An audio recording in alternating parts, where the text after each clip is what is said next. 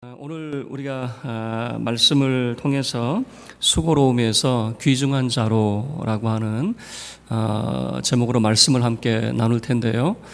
여러분이 갑툭튀라고 하는 요즘 아이들이 쓰는 말이 있습니다. 갑툭튀라고 하는 것은 갑자기 툭 튀어나온 지금 이제 성경 속에서 여러분 이 역대기는 소위 족보 이야기입니다. 그래서 역대기의 특징 중에 하나가 뭐냐면 누가 누구를 낳고 누구의 아들들이 이런 아들들이 있었다.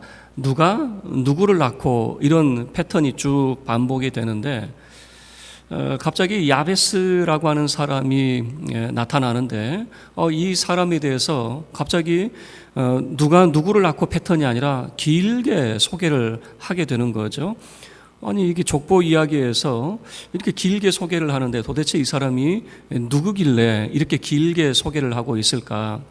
일반적인 패턴으로는 그냥 누가 누구를 낳았다 패턴이란 말이에요. 그러니까 뭐 유다 족속 중에 어떤 사람들이 있다 정도만 그렇게 명단만 그렇게 소개를 하거든요.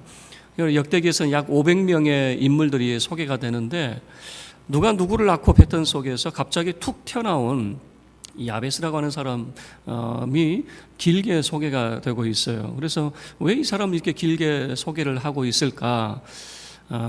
이런 의도도 있을 것 같아요.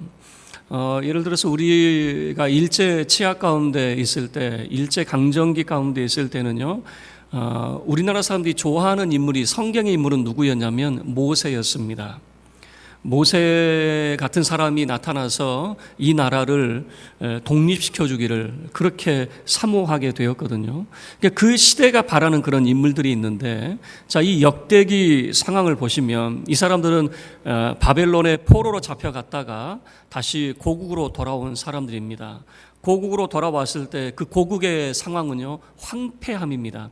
모든 것이 무너져 있고 어디에서부터 손을 대야 될지 알 수 없는 상황이었습니다. 모든 사람들이 큰 꿈을 안고 왔어요. 하나님의 백성으로서 어떻게든지 예루살렘과 하나님의 나라를 부흥시키고 일으켜 보겠다라고 하는 일념으로 왔는데 먹고 살기 바쁜 거죠. 어디에서부터 무엇을 해야 될지 여러분 뭔가 우리가 좋은 일을 하려고 해도 내 삶이 안정이 돼야 좋은 일을 할 수가 있는 것 아니겠습니까? 그래서 이 역대기 이 상황은 그들이 바벨론 포로에서 지금 돌아왔어요. 돌아왔는데 자기들과 똑같은 상황 속에 있는 한 인물을 바라보게 된 거예요. 그가 누구냐? 바로 이 야베스라고 하는 사람이었다라고 하는 겁니다. 그러니까 그들과 같이 정말 뭐라고 그럴까요? 모든 것이 무너져 있는 상황 속에서 그 어려운 상황 속에서 그 모든 것을 이겨내고 우뚝 선 사람, 이 야베스라고 하는 인물이 이 역대기에서는 조명이 되는 거죠. 그래서 그들에게는 야베스라고 하는 사람이 그들에게 큰 위안이 되고 신앙의 어떤 모델이 되었을 겁니다. 자, 이런 거죠. 일제강점기에서는 우리를 독립시켜줄 모세와 같은 인물이 필요하고 이런 황폐한 가운데서 우리가 뭔가 소망을 얻으려고 했을 때는 야베스 같은 인물이 우리에게 모델이 되는데, 자, 이제 이 야베스를 찾아보려고 하는데 이 야베스라고 하는 인물을 여러분 보면요, 도대체 어떤 인물인지를 모르겠어요. 정말로 하늘에서 뚝 떨어진 그런 인물 같은 그런 참 족보 이야기를 찾아보는데, 여러분 이 8절부터 보시면 이 고스라고 하는 이렇게 이름이 나오면서 8절 하반절을 보시면 아하헬 종족들을 낳았다라고 하는 그런 표현을 쓰죠. 그래서 야베스라고 하는 사람은 아하헬 종족이 될 겁니다. 그런데 이놈의 집안이 좀 복잡한 그런 집안인 것 같아요. 왜 그러냐면 설명하기 어려워요. 그러니까 이 야베스라고 하는 사람이 누구의 그런 아들이고 누구의 계보를 가지고 있는지 설명하기 어려워요. 그런데 야베스만 어려운 게 아니라 그의 조상도 어려워요. 고스라고 하는 사람도 아버지가 누가 고스를 낳았고 이 표현이 없어요. 갑자기 쑥 들어와 버렸어요. 그러니까 이게 뭐라고 그럴까요? 복잡한 집안인 것 같아요. 설명이 어려우니까. 누가 누구를 낳았다라고 말하기 어려운 좀 뭔가 복잡 미묘한 그런 이 집안이에요. 여러분 근데 오늘날도 보더라도요, 설명이 어려운 집안은 참 어려워요. 이 복잡한 집안일수록 여러분 그게 그 가정이 온전한 가정일 수가 없잖아요. 그런데 이 뭐라 그럴까, 야베스 집안도 설명이 어려운 집안인데 진짜 좀 복잡한 그런 집안에서 어려운 가정 환경을 보여줍니다. 9절 말씀을 보시면 그 야베스라고 하는 그 이름 속에서 그가 얼마나 어려운 삶을 살게 되었는가라고 하는 걸 잘 보여주는데요. 자, 9절 함께 읽을까요? 시작. 야베스는 그의 형제보다 귀중한 자라. 그의 어머니가 이름하여 이르되 야베스라 하였으니 이는 내가 수고로이 낳았다 함이었더라. 여러분, 야베스라고 하는 사람은 바로 이 아하헬 종족들, 그들 가운데서는 정말로 귀중한 사람인 것은 분명한 것 같아요. 그런데 그 이름과 관련되어서 어떻게 소개를 하고 있냐면, 이 야베스라고 하는 사람, 그 어머니가 왜 야베스라고 이름을 지어줬느냐, 수고로움이라고 하는 그 뜻을 가지고 있는데 왜 수고로움이라고 하는 그 이름을 지어줬느냐, 그의 어머니가 이 아이를 낳을 때 난산이었다 그 말입니다. 얼마나 힘이 들었는가. 이 아이를 낳을 때 이런 거죠. 자기가, 그 어머니가 죽을 것 같은, 내가 너를 낳다가 내가 죽게 생겼다라고 하는 거죠. 그러면 이 아이가 얼마나 불쌍합니까? 어미 없는 그런 자식으로 자식이 되어서 살아갈 이 아이를 보니까 너무 불쌍한 거죠. 그래서 그 아이를 향해서 그 불쌍한 이름을 지어주는 거예요. 야베스라고 하는, 참 네 인생은 수고로움의 인생이 되겠다, 슬픔과 그런 고통의 인생이 되겠다라고 하는 거죠. 자, 이런 이 어머니가 그 이름을 지어줄 때 여러분, 그 보통 성경 속에서 이런 나쁜 이름이 주어졌을 때 그 이름이 그대로 가는 예는 없어요. 그런 이름이 있다 할지라도 아버지가 바꿔주게 되거든요. 야곱의 막내 아들이 있습니다. 야곱의 막내 아들은 베냐민이라고 하는 이름을 가지고 있는데, 그 어머니 라헬이 그 베냐민을 낳을 때 똑같은 그런 상황이었어요. 얼마나 힘이 들었는지, 자기가 곧 죽게 생겼는 거예요. 이 산모가 곧 죽게 생겼는 거예요. 그래서 그 아들을 보면서 베논이라고 하는 이름을 지어줬어요. 어머니 없이 살아갈 그 아들이 얼마나 슬픈지 슬픔의 아들이라고 하는 베논이라고 하는 이름을 지어줬거든요. 그런데 그 곁에 남편이 있잖아요. 그 아내에게 이렇게 말했던 것 같아요. 왜 이 아들이 슬픔의 아들이야? 내가 있는데. 그래서 야곱이 그 이름을 바꿔줘요. 베논이에서 벤야민이라고 하는, 오른손의 아들, 능력의 아들이라고 하는, 내가 그렇게 키울 거야, 걱정하지 마. 그래서 성경을 보면요, 이름이 바뀐 애가 이렇게 있거든요. 그런데 이 야베스라고 하는 이 인물은 이름이 바뀌지 않았다라고 하는 것은 그 이름을 바꿔줄 사람이 있었다는 말입니까? 없었다는 말입니까? 없었다는 말이에요. 그러니까 그 인생이 얼마나 참 박복한 그런 삶을 살았을까. 우리가 추측을 하면 아버지는 없었을 것 같고요, 어머니조차 없었을 가능성이 있어요. 왜 그러냐면 이 야베스가 하나님 앞에 기도하는 내용을 보면 이렇게 그가 기도하죠. 나로 환난을 벗어나 내게 근심이 없게 하옵소서. 환난에서 벗어나 근심이 없게 하옵소서라고 하는 것은 이런 겁니다. 그의 삶이 환난 그 자체였다는 겁니다. 너무나도 힘이 든 그런 상황이었다는 거죠.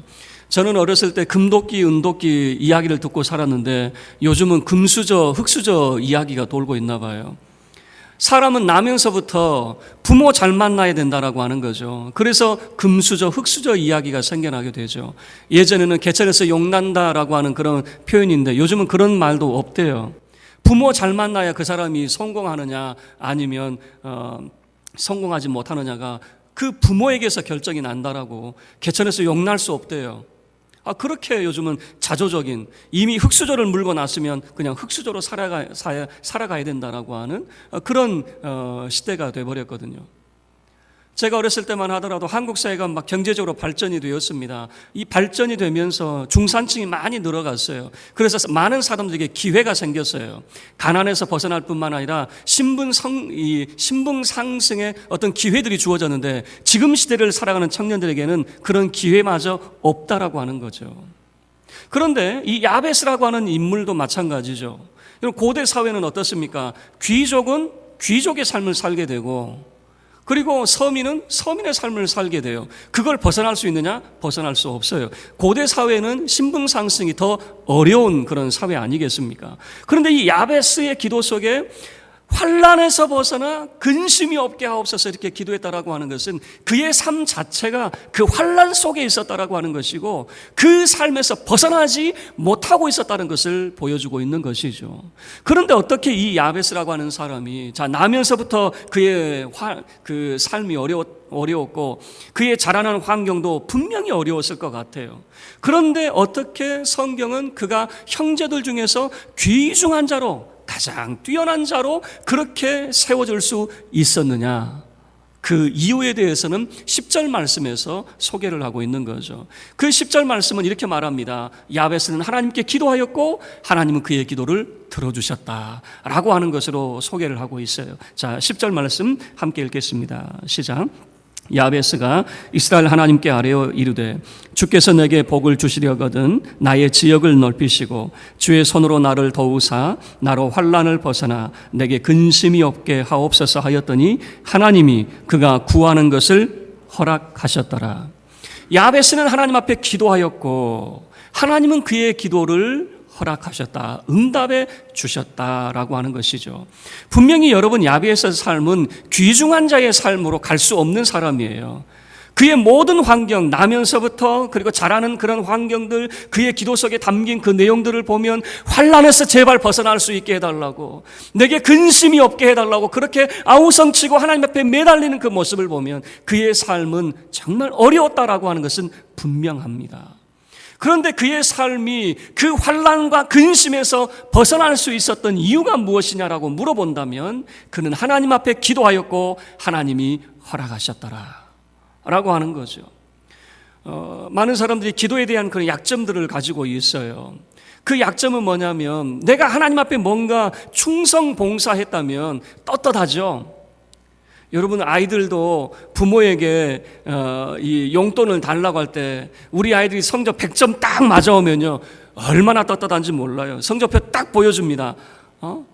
얼굴에는 한방 미소를 지으면서 딱 보여주면서 그 다음은 뭘까요? 나 시험 잘 봤으니까 용돈 주세요. 그 소리라면 용돈 주세요.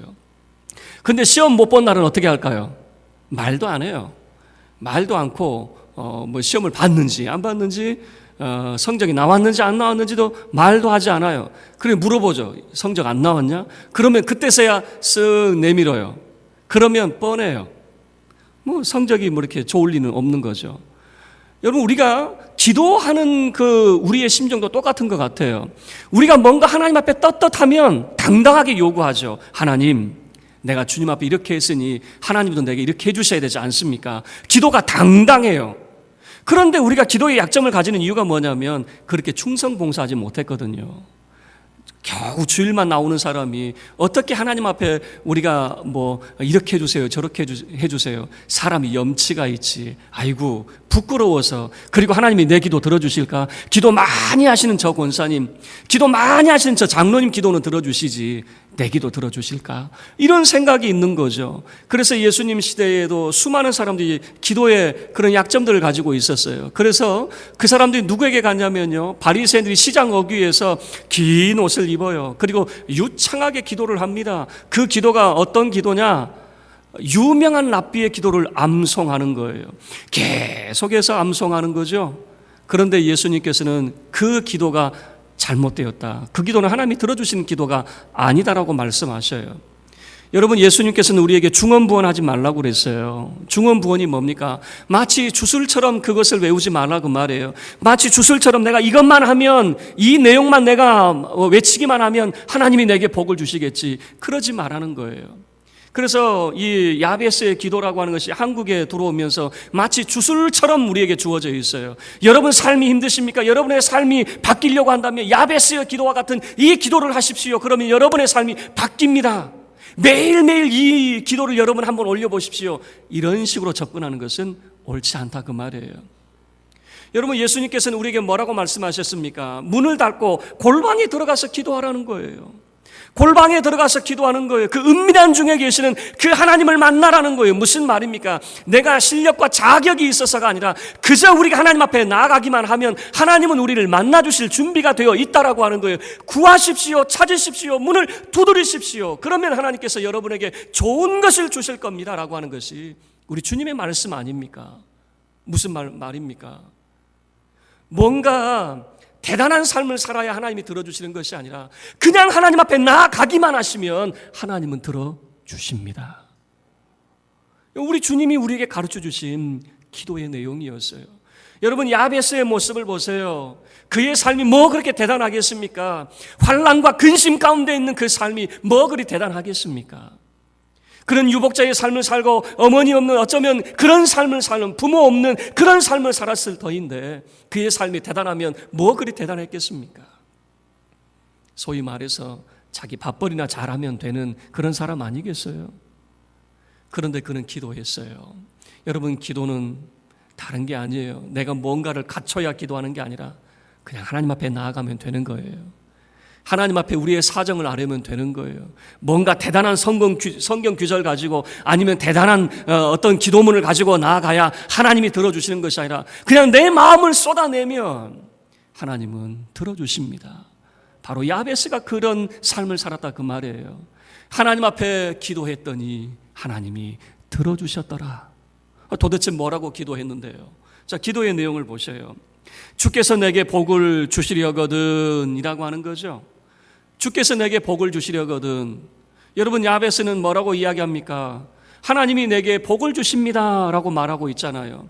이전 성경은 복에 복을 더하사라고 하는 표현이죠. 강조어법이에요. 하나님이 반드시 내게 복을 주십니다 라고 하는 강조어법이에요.